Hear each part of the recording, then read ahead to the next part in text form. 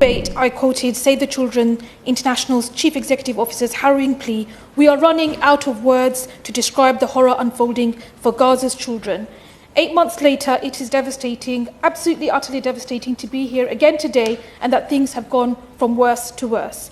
As such, I urge the government today to refrain from the insult of the usual euphemistic phrasing of speaking of too many civilians being killed or broad references to the humanitarian situation without condemning the actions that are so clearly responsible. This is not about some random natural disaster. It is just beyond disturbing that so many cannot express a simple condemnation of the type of war being conducted by the Israeli military, the unprecedented death toll, the violence against women and children, the deliberate targeting of civilian infrastructure, the blocking of aid and the weaponized starvation. It's just not enough to repeat the lines that Israel must uphold international human rights standards in theory when it is so clear that they have not and are not doing so and have effectively been given the go-ahead to continue to not do so.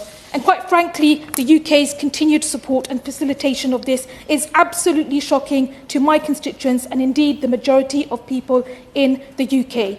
No matter the brutality and censorship at home, the silencing, the spin, and the inescapable truth is that civilians in Gaza, including large numbers of children, are facing healthcare shortages and diseases. This is what happens when hospitals are targeted and health and sanitation and other infrastructure are willfully destroyed.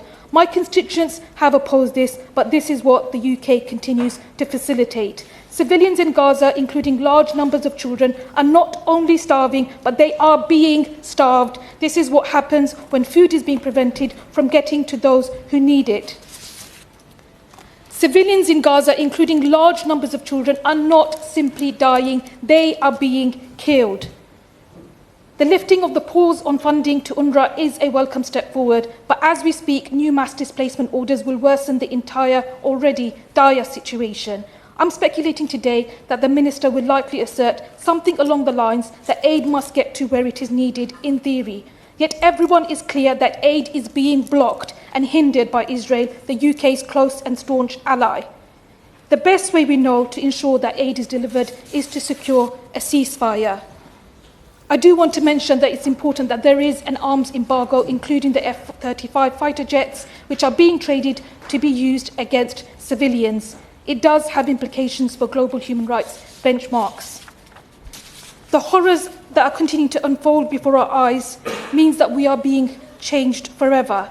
But it has been made very clear that UK and US foreign policy interests are being pursued with an utter disregard for Palestinian life. It is chilling, and the complicity will never ever be forgotten. Harry God.